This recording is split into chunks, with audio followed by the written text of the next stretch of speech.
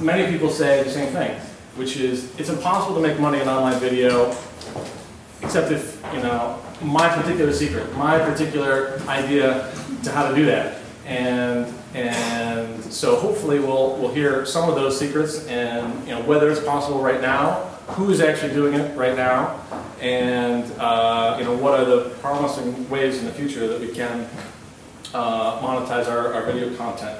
So to moderate this panel, we've got Jamison Tilzer. I'll just read you his bio. Jamison is the co-founder and managing director of Tilzy.tv, a publication that covers serial video content created for the web and the growing industry surrounding new media production. Jamison also consults for brands that seek to incorporate internet video and companies that wish to engage web video producers.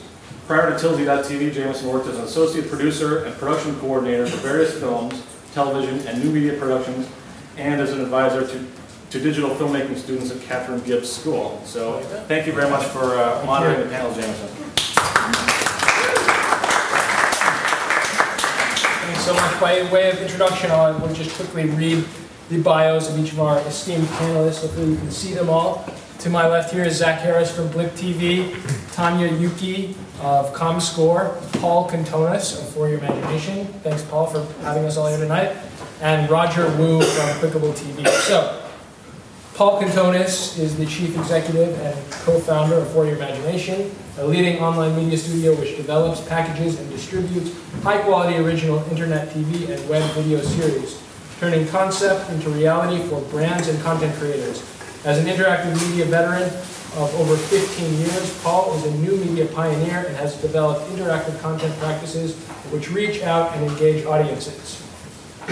Roger Wu is co-founder and president of Clickable.tv, a next-generation online video technology that allows users to click inside video on objects and people. Prior to this, he led Digital Power and Light, a digital marketing agency which created video campaigns, including the winner of Butterfinger Viral Video Contest. Earlier, Roger worked on Wall Street and performed as a member of SAG. Tanya Yuki leads video measurement for ComScore, ensuring online video measurement supports the growth and balances the needs of the video publisher and advertising industry. Prior to joining ComScore, Tanya was the head of content for KIT Digital, overseeing content acquisitions, digital strategy, and programming optimization for key publishing clients and content partners in North America, the UK, and emerging markets. She began as an attorney specializing in media and internet law. And Zach, you don't appear to have your bio. Sure we do. So you don't have a bio? No, he's got a bio on there. It's on the first page. It's on the first page. Okay. Sorry. And Zach Harris, right here to my left, is the ad products manager at Blip TV. Prior to Blip, Zach held roles in business intelligence at Broadband Enterprises and as a strategic video consultant at VentureBeat. Over the years, Zach has been involved in various aspects of digital media, including video production, music composition, sound design, and online video monetization. He is interested in the evolution of the broadcast medium and the democratization of media through technology. So, with that, did I mess anything up? That was all clear for all of you? So, I think we'll start off. If you could just each, in a couple sentences, let me know sort of where you and your company stand at online video monetization, where you sort of see the industry today and moving forward. Starting with Zach. Wow. So I'm going to try to boil this down to a couple sentences. So I think what has happened over the past 3 to 5 years is that the landscape of online video has fundamentally changed. So I think what's happened is, a combination of a few things. You have essentially online video starting to cannibalize the cable TV markets. There's a big drop-off in subscriptions. And the MSOs are starting to look at new ways of bringing the high-quality content out there. So I think that's one aspect of what's been going on. Another sort of concurrent thread that I think is also happening is there's a level of intentionality and viewership that we haven't really experienced ever before. You know, people are actively seeking out the content that they want to view. They're not flipping through the channels anymore. They're basically looking for specific targeted content, and I think that's largely where Blip fits into the equation. So we have 38,000 web shows, each to sort of meet a targeted audience. And you know, the amazing thing is there's kind of a flavor for every season and for everybody there. So you know, that's another trend that I think is going on. All right, we'll get into that. Tanya. All right. Sure, big question. So can everyone hear me okay? Yes, okay. Where we sit, I guess, is we kind of deliver the intelligence and the tools that agencies can use to go out and plan against video inventory. From what we see, it's still very much, like from an video advertising standpoint, the focus is still very much on premium. You know, you hear a lot of agencies saying like video inventory is completely sold out, which, you know, we measure 14 billion streams a month, and we know that that's unequivocally not the case. So I guess, right, but Hulu could be sold out, or ABC is, NBC is, and that's the stuff which is immediately tangible to people that are used to buying on television. So I think where we sit is, you know, how do we express what's happening in the online video space in a way that relates it back to things that are familiar, like television? You know, how do we kind of translate streams and uniques and all this sort of stuff into a common language that already exists, and therefore kind of encourage the shift of traditional media dollars online? Because, I mean, and I agree with what you say with respect to the MSOs, but from a sheer tonnage standpoint, you know, online video, like the average viewer watches 5 hours a month. You know, the average TV viewer would watch that much in a day. So it's still a very different medium, and I think it can complement TV. And I think if we say it's complementing it rather than cannibalizing it, we're going to have more traction. Cool. Oh. You know, I think from when we started For Your Imagination in January of 2007, we knew right out of the bat the methods of making money from video online. Doesn't mean you could do it, but we know it basically boils down into 6 categories. The first one is advertising. Like a traditional media, you have a show, you have lots of views, you sell the advertising around your show or on your show with pre-rolls, title cards, overlays, post-rolls. You need a lot of views to get that money to come in to actually be respectable and offset your costs. Very hard to do for most people. What was that? How many? How many? Views. It depends on how much money you want to make. So you could sell ads against 1,000 views and end up with $3. So, or $5 or something. So it's all relative to how many views you have. Second is sponsorship. It's a little bit more involved. Maybe it's product placement, integration. This show brought to you by, again, very dependent on how many views you have. If you have a very big audience, your show is worth a lot of money. You're also more likely to get in front of a brand or a media agency that will pay you attention. Otherwise, you could be too small and you'll never even have the opportunity to pitch those. Next is merchandise. So you put out a show, everyone can see it. Then you sell t-shirts. Eric is here from Real World Green, from the Greenhouse, one of our networks. He's wearing a Real World Green sweatshirt. Buy your sweatshirt. Buy a sweatshirt. Sweatshirts, DVDs. One of the shows we did once, we sold a whole lot of panties. It's anything you can put your logo on or whatever, that's part of merchandise. Then it's licensing and acquisition. Who can you license your content to exclusively? This doesn't necessarily rely upon a lot of people, because somebody may say, wow, we really like your show idea, we've got the audience, we'll license it from you, we'll push it out to our audience, and then we'll sell the ads around it.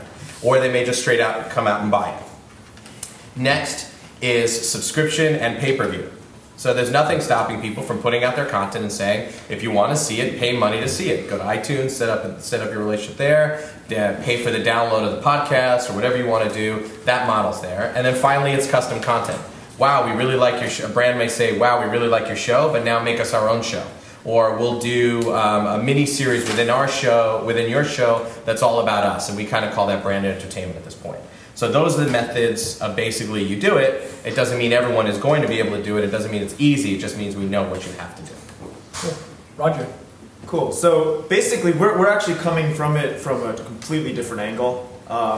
You know, we see right now that people are putting video online, and anytime there's any kind of moving image, everybody says, oh, that's television, right? And if you think about your habits when you're watching TV, it's kind of like, you know, the screen's back there, and you sit back and you have your popcorn and your beer. And when you're watching video, you're actually in front of your computer, right?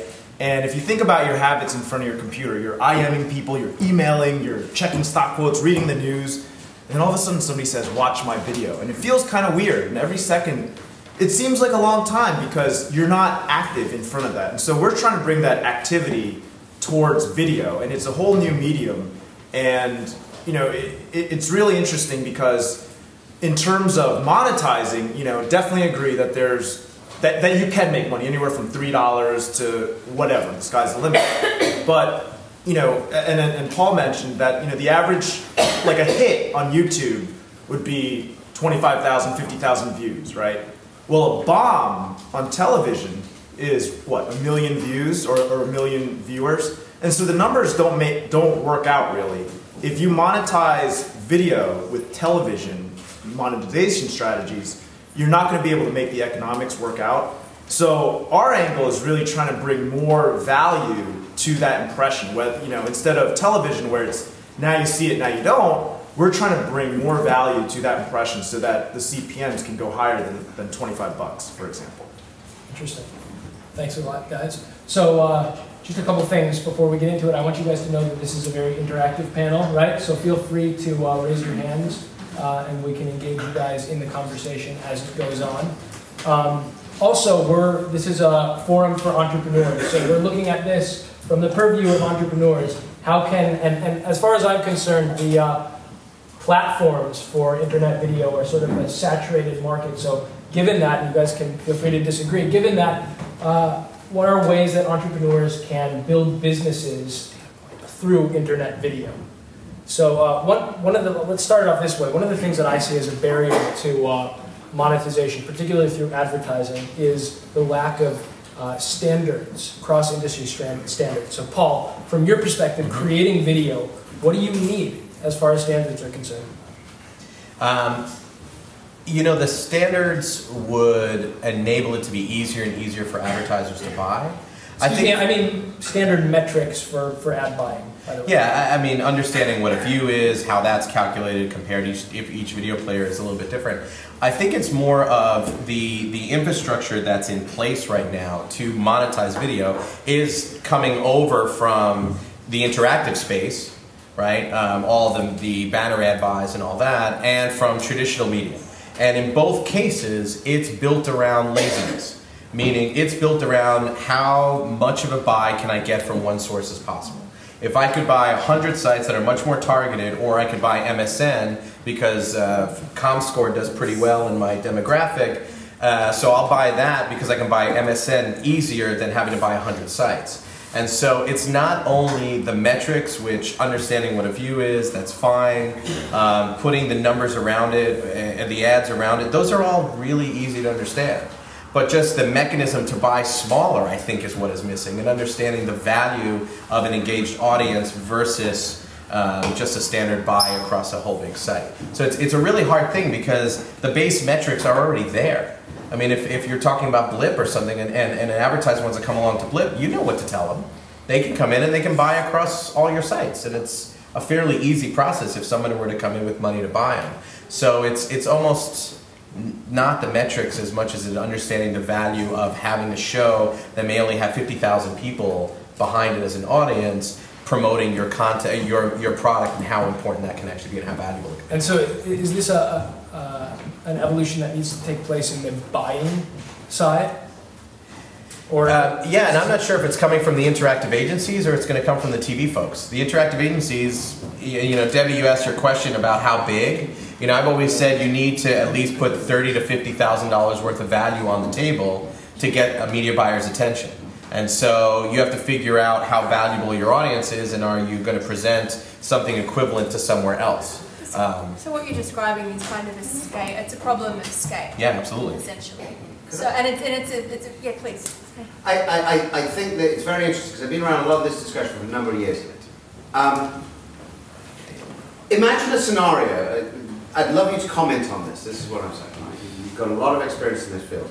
Imagine a scenario, a game-changing scenario. This is what it's going to look like.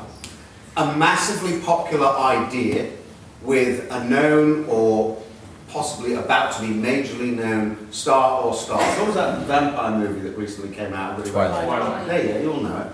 I'm the wrong demographic. Imagine something like that was widely known. People don't just watch television, by the way, or films. They get sold them.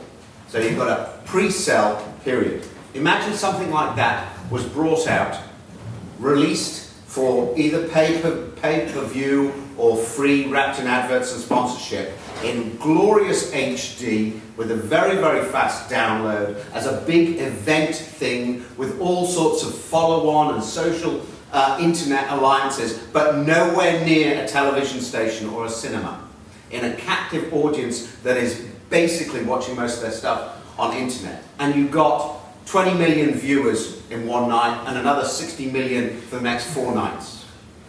That is the game-changing idea that agencies, I think, and I love your opinion, have to get to grips with. Because until they get to grips with that, they are going to go nowhere near internet. But what's the difference Kills between their that? business model. What's the difference between that and putting it in movie theaters?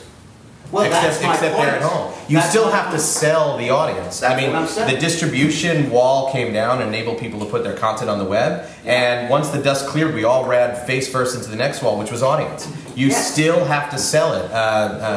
TwoMogul put out their data in Ad Age, through an Ad Age article with Michael Learmonth, and it basically said, first episode does like this, everything else drops down because there's no promotion, there's no selling of the Absolutely. content. So really, what's the difference except you're bypassing a traditional network and having more of the community, the interactive elements? You still have to sell it, you still have to package the whole thing. Absolutely, and the difference is selling it as an agency or as a sponsor. Selling it on the web is much easier, better cost, and more ingenious, and hits the target market, I think, How a can lot you more prove than that, though? traditional But- selling. Okay, I think we're going to move on to some other questions. Right here. Let me see if I can give an analogy. I think the way a lot of people think about business models, they go, it's going to be pay-per-view, it's going to be this, going to be that. Instead of thinking the following way, and I'm going to give you old media examples. A movie theater is a junk food emporium that uses movies to get its customers. They make money selling you junk food. 40% of all the DVDs sold in the United States go through Walmart. Walmart sells their DVDs at a loss. Why do they do that? Because it gets customers into the store every week to buy their other stuff. Broadcast television does not exist as a broadcast series. It exists to broadcast TV commercials. The series are interstitial programming between the commercials. So the question is, in terms of how you're going to make money on the web, is you have to stop thinking about, oh, I'm putting something on the web to therefore make money with the product. Instead, you have to have some other way you're making money that is related to the video, but is not the video experience itself. So the question is, what are those possibilities as they exist? And they exist in different ways for different kinds of content. But I think Zach is probably pretty well positioned to answer that question. You agree? Sure. I think what's interesting about online video viewership versus offline video viewership is that, you know, when you're looking at a piece of content online, you're actively seeking out that piece of content. And in terms of production costs and production value, sometimes a glossy piece of crap can essentially turn away audiences, and people know when they're being sold a bill of goods, you know, versus quality engaging content that's actually relevant to them. And I think that kind of represents somewhat of a fundamental change between audiences' relationships with the actual content providers. So it's not like a pushed on experience anymore. It's a reciprocal one. You know, you tell me what you like, and I'll produce the content that you like. So it's a cyclical relationship, and there's a level of feedback that's involved. I think that advertisers are starting to understand that their relationships with consumers also has to change, especially when they're marketing online. Catherine. Just a comment really quick. Something that I think will take a while to catch on, but it is a different audience and it is a different relationship that the viewer has with the content. The viewer tends to be more emotionally involved, more integrated into the actual experience. And I'm not sure if this is a Comscore study or someplace else, but over and over it shows that people are 40% more likely to respond to an ad they see in a video than an ad they see on TV. So the audiences might be smaller, over and over again, they're more targeted, and they are at least 40% more valuable than a TV ad. So slowly advertisers have come to understand that, but those are big differences that in terms of Hollywood TV versus internet TV. I'm sorry, I just have to add a comment on that. I think the one thing that we need to be cognizant of, and I think the first thing is, when you talk about video in terms of views, advertisers' eyes glaze over because views don't mean anything. It really links to audience and to viewers and to people. But I really think that the major stopping block is being able to link online video advertising or online video experiences to offline sales. Because from a media buyer's perspective, all they really want to know is top line, how much product am I going to move? So I think that that's probably a big piece of it, because engagement's great, clicking, hanging out, sharing, but that's all really great. But I think that's probably the holy grail of what we're looking for. But yet those aren't the metrics by which things are sold or bought. No, but they're the metrics by which effectiveness is proven. Thereby, they're the effectiveness by which real money is going to be shifted online into video. So what are those? Why haven't advertising agencies done that? They do. I mean, they pursue it. We do. That's sort of one of the core things. They just buy data. But you're not going to, in my opinion, you're not going to win the argument by trying to prove that video is better than TV. Because I just think TV is a really huge industry. I think you need to prove what is unique in video and what kinds of behaviours and attitude shifts and things you can achieve by reaching a video-related audience as opposed to a TV one, or even additional to a TV one. Sure, Paul. How many people here are content creators looking to make money from their content? And how many people here are businesses that are thinking of using video to grow their business? All right, that's what, because they're totally two different discussions. So good, we're on the right direction. I was just worried. Okay, sorry. Yeah. To answer your question, is more about the history of what's happened online. Is that we've been giving away things for free from the beginning because we've been paying for access. So we think this magical pipeline is going to give us everything because we put the $24.95 down, and it's been happening since pretty much day one, even a green screen. And that's the problem that we're dealing with, is that there's millions of people on it all the time, but we've nichified ourselves, just like we used to have 5 magazines, and now we have God, I don't know how many. So the reality is all the markets are getting smaller. That's why production value is going down. And ultimately, that's the problem. You have to change the behavior and understanding of value online, because it isn't for free. And sooner or later, the good stuff will be taken away, and then people will be like, I really liked it when it was really nice to look at, even though I want to have some of that rougher. And at that point, are people going to start paying more often for content? I don't think people are going to pay for content. Ever?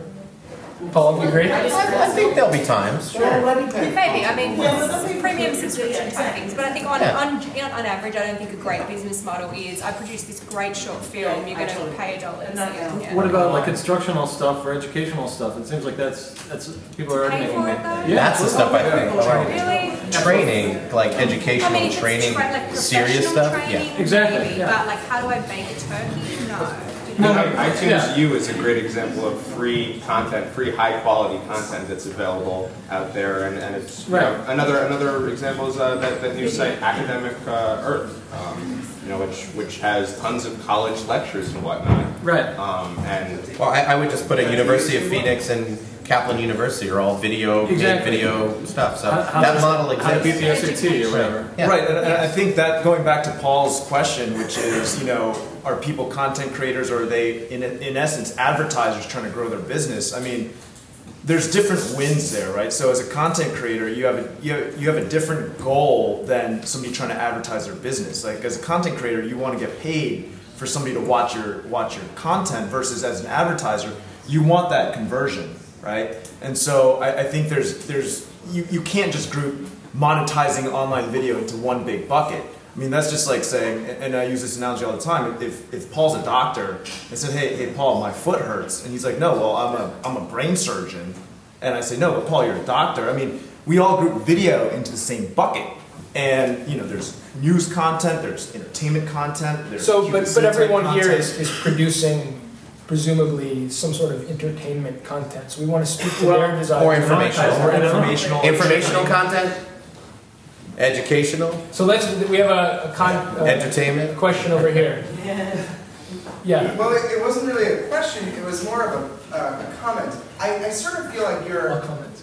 maybe, and I think you're sort of getting at it, but I think that there's also this thing that happens where you build a relationship with the people that are watching your show, which is very different from television. And I just totally need to disagree with you on the idea that people won't be paying for content.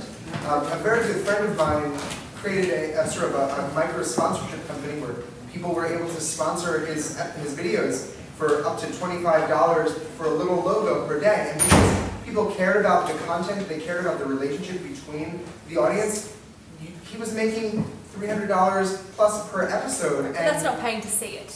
I'm sorry? That's not paying to see it. That's also probably not even covering the expenses of the video. But still at the same time, it's the question that we're talking about is how we're making money. And it just seems like that's the idea of advertising, or it just seems like a very old model. Oh, it is. It is. It's very old. And I don't know, I just think that there are many more innovative ways to do that. I think it's a burden on you. I come here to Ultralight Startups as baby name wizard and generation grown-up, but I make a living consulting with big media companies and packaged good companies because that's what I've done for 15 years. And I was just doing a job out in Cincinnati at P&G, and the conversation was about our ROI on television is dropping much faster than they expected. Because when advertisers used to buy television, they were buying somebody watching television. Now, especially that female consumer is multitasking. She has her laptop open, she's doing this, she's doing 1,000 other things while that TV may be on. So those advertisers, I mean, talk about the problem is they feel that they can't get scale and reach across, you know, the internet because it's so hard for them to buy. And I see the problem as a bottleneck in the series of agencies that mediate between the brand or the marketer and the publisher or the producer of content. And I have to say, like those layers, so that you're a brand manager of whatever brand, you never get to talk to people who actually produce content. You have, no offense to the room, you know, 7 24-year-old media planners in between saying, you know, these 3 sites. What? Yeah, you know, and those people are just looking for anything that checks the box as efficiently as possible. So if it's and that's to me the problem. Like, I would love to see like a panel of you guys really out advocating for publishers to brands, you know, for how they can really reach audiences. And if those audiences are audiences of 100,000 people or 50,000 people instead of, you know, like my old boss said, you know, I'm trading dollars for dimes, you know, but the audience is out there in aggregate. Will we get to a point where, or is it coming soon, where keyword-based algorithmic placement works? I mean, are you guys experimenting with that at all? You're talking about like contextual placement? Yeah. We haven't really gotten into that type of the side of the equation yet. I think what's really interesting is if you have an engaged audience and you're looking for a brand that fits well with that audience, there isn't necessarily like a mass appeal brand that could speak to the very nature of that engaged audience. So, for example, I think what. Well, let me back up a little bit. I think essentially you have shows like there's this really cool show on Blip called Fuzzy Yellow Balls, which is this tennis show, and you know, now naturally if you're watching a tennis show, maybe seeing a I don't know, a Nike baseball ad is probably not appropriate. But you know, if you saw a very specific targeted Nike sneaker commercial, that might be slightly more appropriate. But I think until you have enough supply of inventory in the mix, it's difficult to do. There's so much targeting. supply of inventory. I mean, like, and just for just the example, Tampax wants to reach women, you know, ages 16 to 34. They think they can't reach them on the internet? Well, what I'm saying is until you have enough of like uber hyper targeted inventory in the mix. So. Every woman gets a period and needs Tampax. Well, they can do it with banner advertising. With banner advertising, they can do that. But so Paul, with banner, with the banner. There are certain circumstances where it's true. Right. You can agree, but there's not enough web series. But try to do that in video. Hold on a second. Try to do that in video. Tell me which web series you would buy in video with the right amount of reach. You'd have to buy probably 15 to 20 of them. Right. And they don't want to do that. They'd rather buy the banners on MSN in the women's section. But so that's one way in which you've innovated, and maybe your experience will sort of enlighten the room. You have a leverage content network, and this allows you to place your videos, targeted videos, right, on appropriate websites. Am I right? Well, yeah, by out of necessity, because of facing that exact problem of reach, is understanding how many people you're actually going to be able to reach and get on the plans of the media buyers. What we've started to do is find ways of kind of drilling through this audience wall issue and going to targeted sites and finding the demographics that we want to hit and the interests and placing our content on those sites. And it's worth it at times to pay for us to put our content there. We're comfortable paying a site. Look, hey, just leave our video player right then and there. Leave it there for a week. And if people click on it and press play, good, because that's the kind of people we want to reach. We did a wonderful campaign with this one advertiser who wanted to reach female 16 to 24. It was all about Valentine's Day relationship texting, and we were able to churn out about 400,000 views, all user-initiated, in a couple of days by hitting sites like She Knows, Loving You, Bella Online, Poetry.com, Soap Opera Romance. I don't go to these sites, but there's the ones we used. I didn't do the research. No, I actually did. But do you sacrifice engagement when you do it? No, we have wonderful activity on the videos. Yeah. How do you define engagement? Well, one of the things mentioned is that these are very targeted, engaged viewers. So if you're putting the content in front of their faces, if they're not necessarily seeking it out. Yeah, but if it's in their area, if it's about relationships and they're in a relationship section of a section and they click play. You're integrating it as part of their user experience wherever they go. Yeah. Sir. It seems to me that the message that I'm getting from all of this is that if you are a bootstrap startup, don't do video because there's no way you're going to get paid for it because the infrastructure or the industry isn't in place to really do that. So let's say if you have a website around baby names, organic t-shirts, whatever it is, and you're thinking, okay, everyone's video is so big, hot, whatever, I should be doing video. I'm coming here thinking you have another business in that case. There's no way I would do video. Is that the case, or should? Well, you have another business in that case. Let's say your baby name wizard site. You have a whole other business and a whole other business model. Adding video on there supports your business model. If you just said, I've got a really cool idea for a web series, my answer is always don't do it. Here's my take. Unless you're really comfortable just blowing the money. Just take a set of money and blow it. If it's dry, you get lucky, you do it. And you want to do it for other reasons, right, that completely makes sense. But if you want to do it because in your head you're thinking, I'm going to make money off of these videos, forget it. But the same thing works in any other field. I mean, do you go out and make a movie to make money? And the movie industry is It's my life. right with so many filmmakers. It's not like it's a get-rich-quick scheme. Like movies that fund the rest of But Hollywood, right? the studios make, fun videos as well. Right, and I certainly wasn't saying you should do it to, obviously most of the people here who have their bootstrapped startups are doing it because there's something they're really interested in and really want to do. But then, you are making choices about what things you add to that mix. Right. And if you're saying, video, should I do it, should I not, you do have to, that may be part of your calculation. Until you achieve scale, it's a marketing expense, until you achieve scale. Okay. And we've seen independent content producers make 5- and 6-figure incomes from bootstrap content production networks. Well, then let's hear about that, since that's what, that's very different from the other things that I'm hearing here. Who is that, by the way? Who's Michael Buckley of What the Buck. Oh, yeah. But you can name like who's a YouTube 5 on your hand. Right. You could name just a handful. And he spent a whole year, from what I understand, reading about it, building up that audience where he could make $100,000. A whole year emailing everybody in the world. Fred, who's on YouTube and does his series as well. He's about $100,000 a month from YouTube revenues right now. A month. A month. Wow. But there's like 3 of them. Right. How many people on Blip get checks that size every month? Very few. Yeah.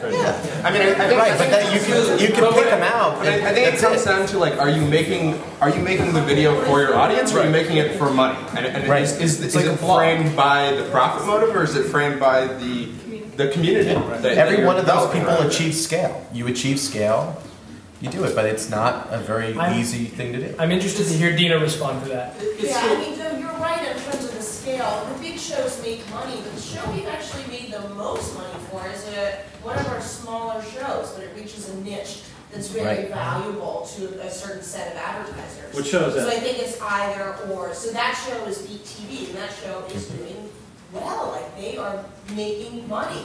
That's a sustainable business, which is great. And it's a strong show. It's probably one of our top 100. What is BTV about?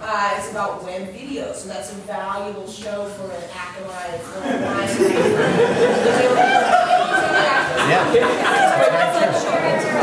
But to his point, is it not that we're just too... That was a setup. Is it not that we're just sort of too early on to, monetize this stuff this quickly for producers to... I mean, digital pennies turned into digital dimes recently, right? And that only happened in 10 years or so, or less than 10 years. So, maybe in 2 or 3 years, they'll turn into digital quarters or something, So right back there. Yes. Herman. Okay, yeah. I have 2 comments. The first I wanted to make is I'm very excited about the interactivity that comes out of Clickable.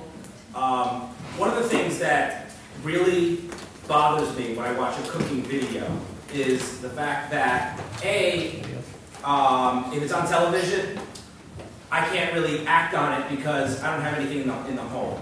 I like it when it comes through on YouTube or on a podcast, because at least then I can cook with the cook because I can prepare.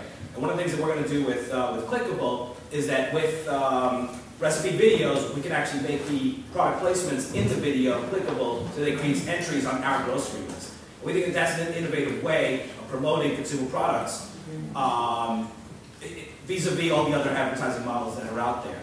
And so I thought that's something that I haven't heard before, so I just wanted to mention it. But I mean, and it raises the CPM, so now you don't need that many views, right? So to Dina's point before, that Beat TV is very niche. You look at something like CNBC, right? 250,000 views, but they're making money hand over fist because we know who watches CNBC every day, right? Wealthy Wall Street professionals. So. Roger, are you licensing your service, or are you selling ads against your content? So we're just a licensing model. Okay. We realized, just like Photoshop, there's good Photoshop users and there's bad Photoshop users. We just want to be Photoshop. What are you going to do when YouTube and Blip develop some clickable we want to work with them. We work with everybody. We are, at the end of the day, all we do is we develop that clickable region, right? The clickable layer. So there's other solutions out there that force you to kind of take everything, right? And we want to work with Blip. We want to work with YouTube. We want to work with Brightcode because they have CMS. They have a player that's great. For example, Hulu, right? They spend $10 million on their player. And all of a sudden, somebody else comes and says, hey, we want clickable video on that. Well, now you have to downgrade to our player. Well, no. They just slap our thing on there. Keep your player, keep your CMS, keep your delivery network. So at the end of the day, I think that, the whole video food chain is going to be like a Chinese menu where it's like you take the best from A, take the best from B, take the best from C, take the best from D, and hopefully we're the best of one of those categories. Or the lunch special. Or the lunch special. The thing that I would add as well is I think for content producers, not underestimating the direct response capabilities of videos, because I think the grocery is a perfect example. To your earlier point of instructional content, I think it's stronger from a DR standpoint than it is from a paid view, because someone who's looking at a recipe thing, they're a great contender for a Fresh Direct commercial. For all of that stuff, or whatever. I think, looking at how you can innovate with those sorts of really relevant, contextually relevant advertising is a really big, underutilized thing for content producers. Right, and just to Jameson's point, we're so dirt cheap. We're an ultralight startup, Graham. So, we bootstrap this thing with free computers and ripping off Wi-Fi from somebody. So we're so dirt cheap that it just makes sense to use it as opposed to hiring Flash developers that cost $200,000 a year. Are you working with the Hulus and the CBSs? Well, one of our power users is Rachel Ray, so that's kind of how Herman found out about us, and so you can see that on via our site. We have a question here, yellow shirt. Yeah, okay. I want to get back to this idea of selling content. Whether you're making a movie that's going to open on 3,000 screens across the country, writing a book, or making a 5-minute video, your ultimate goal is still getting as many eyes watching that as possible. Yes, you can leverage them for advertising dollars, and yes, you can use them to generate this head of steam that says, look, my project is worth something. But what, other than this idea that it's the internet, stuff is free up there, what is keeping this an internet production industry from growing up? And I'm sure you guys know, just in your work, there's just the software right now that's being built to go from a camera, from a tape, online as fast as possible in HD is blowing up. It's never been easier than it is right now. So where's that disconnect? Why is that? Yeah, you want it. I think it's improving the value of the people that get reached through online video. I think even though a lot of other advertising models are imperfect, and you call TV spray and pray, and it's imperfect, but you kind of know what you'll get. And yes, the ROI is going down and all of that sort of stuff. But I feel like because video is so fragmented and so new, and there's so much enthusiasm and energy around it, it's still very hard to to actually relate that back to direct benefits that a brand can get from leveraging that. Well, of course, it's ultimately going to come down to having, you're not going to sell episodes of shit. No one's going to want to watch it. But that's not value of the content. I mean value of the things that you can get people to do after they watch the content. Right, but my question is, why can't it exist just as an entertainment medium? From my perspective, it does. I don't know if you caught the Streamy Awards this weekend. Yeah, it's growing up fast. There are some, big names producing content. Quick thing, I think one of the problems is I think most of the content producers are sort of chasing a pot of gold at the end of the rainbow. Meaning a lot of you are, the idea is to get your content seen so that you end up getting somewhere with your production work. Why shouldn't you get paid to shoot video content, right? So, and I bring this up because, not to plug it maybe, but I have filmmakers across the country making money every day shooting video because they're shooting it's infotainment, video that advertises or showcases the cooking stuff, etc. So I guess my question is,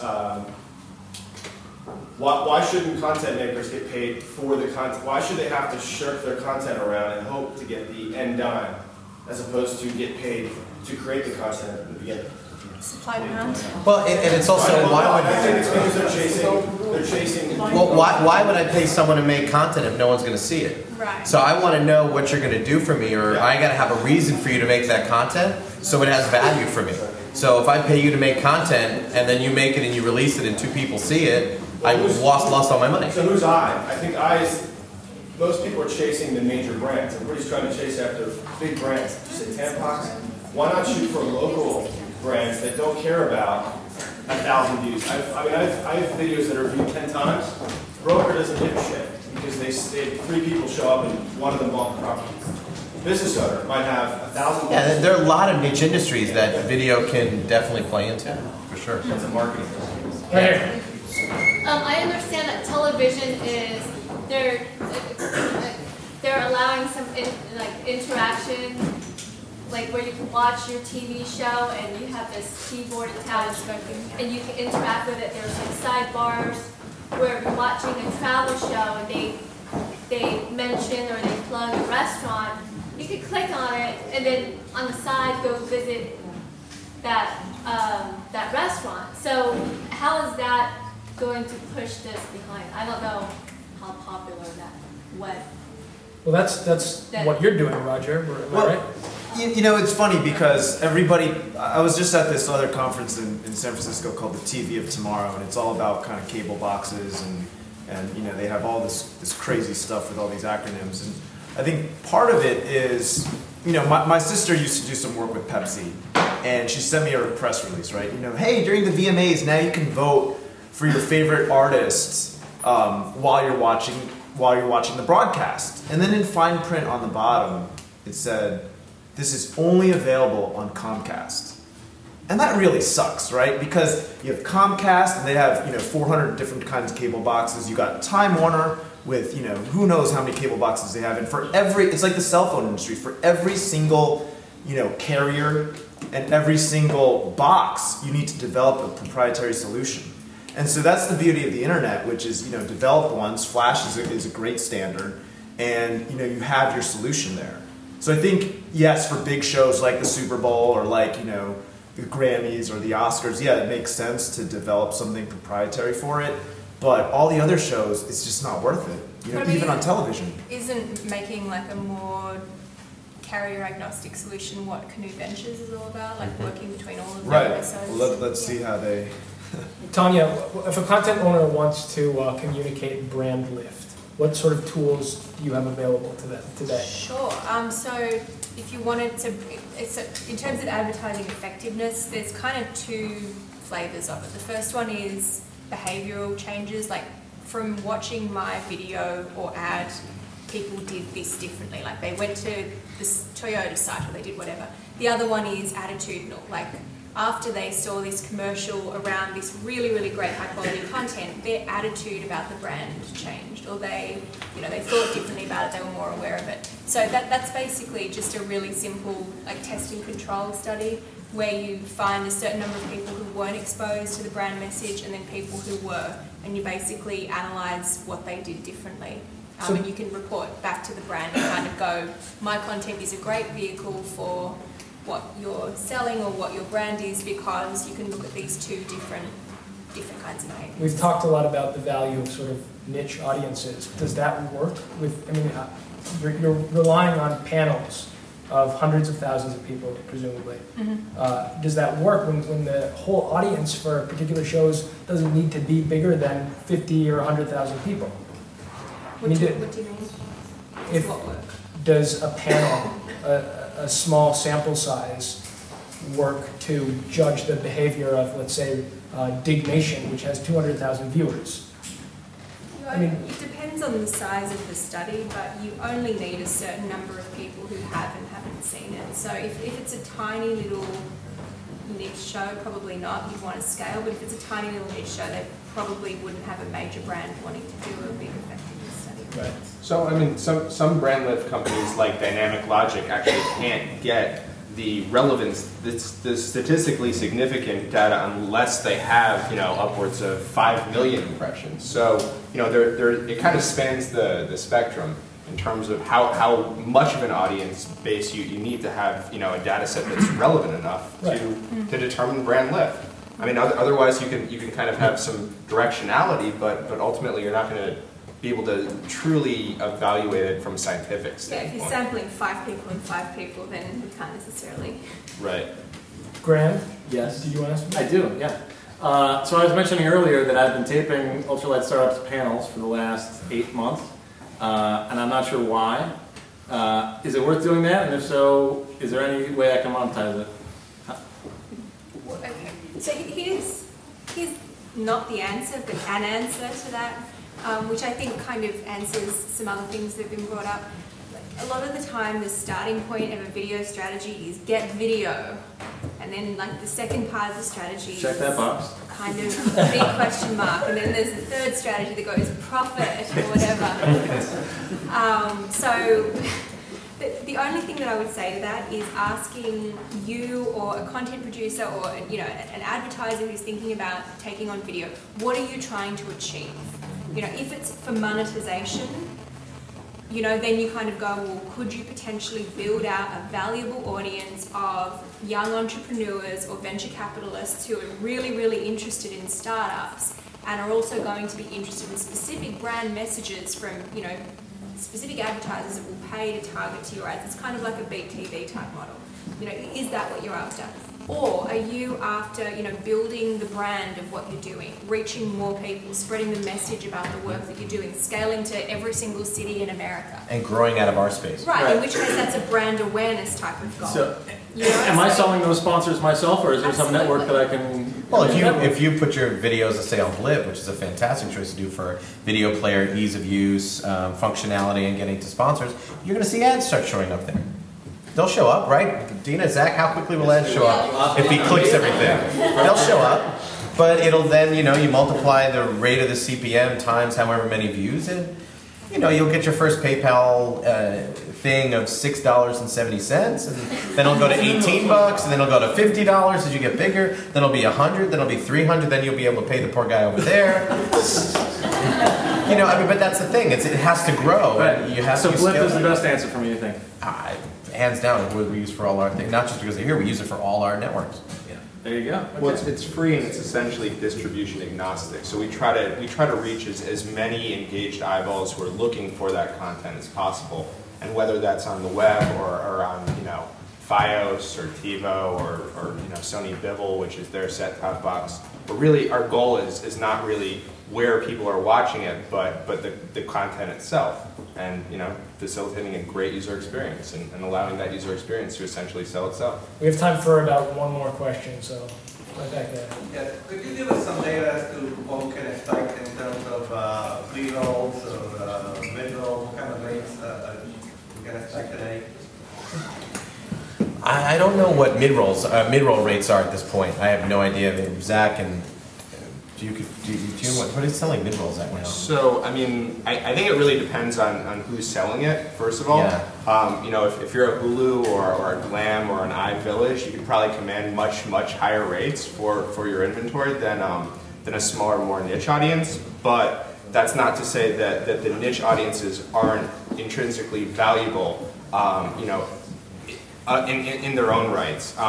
So I think, because the overall ad markets are somewhat depressed, because essentially what happened was at the end of 2008, as the economy sort of started to collapse, Q4 planning, all the agencies that were starting to think about their spend levels for the next year, they kind of delayed planning. So that has affected everybody kind of not worldwide, but definitely domestically.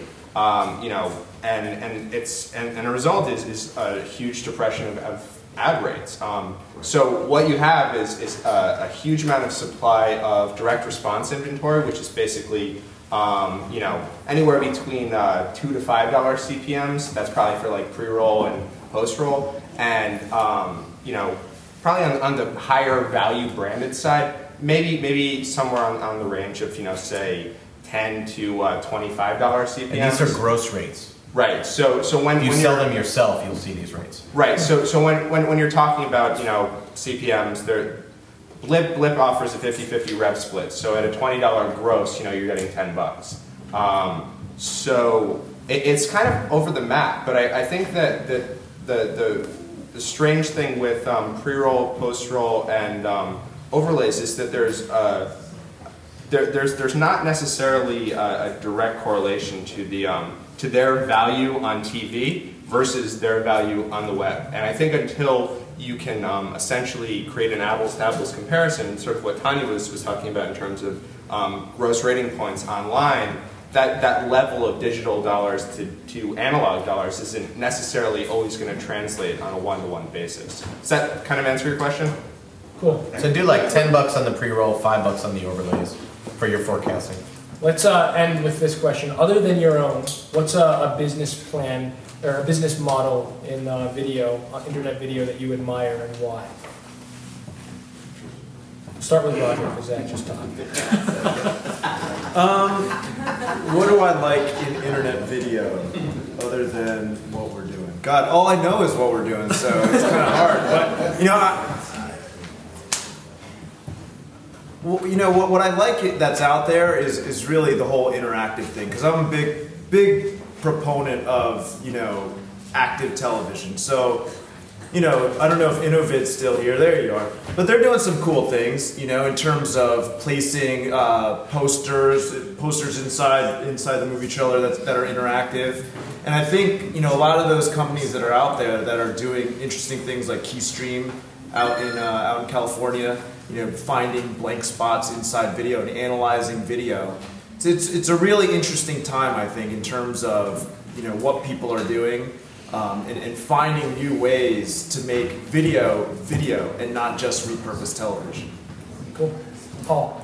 I like the content distribution models, where it's all about where you can target your content, where you want it to go, and then pushing it out to the different sites more than just being on one site alone. So maybe like a TubeMogul or the distribution capabilities that Blip has. That kind of model I like a lot.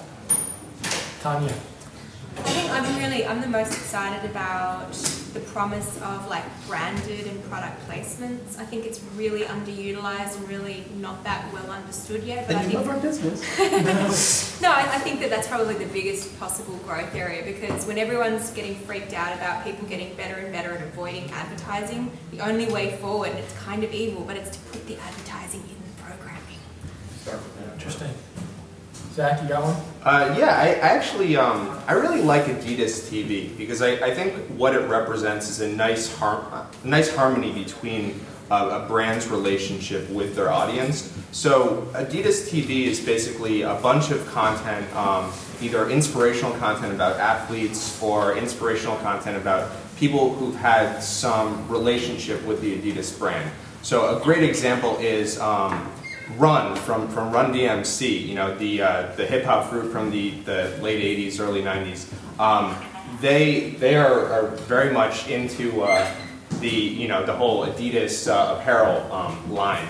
So Adidas has a series where they kind of profile their emergence, into stardom and whatnot. But it's not kind of an in-your-face branded type of experience. The brand is facilitating good content to exist on its own and by its own merits. And I think that type of relationship is what's starting to emerge more and more in this landscape. Not necessarily like a push-down experience of, this is what I want you to buy. You should buy this because we think that you should.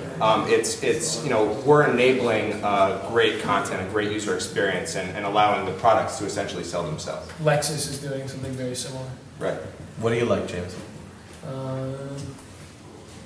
Interesting. I would probably get into, if I had all the money in the world, I would get into premium production on the web. I would do what Microsoft or Michael Eisner is doing. Thank you all so much. Thank you so much. Thank you guys so much.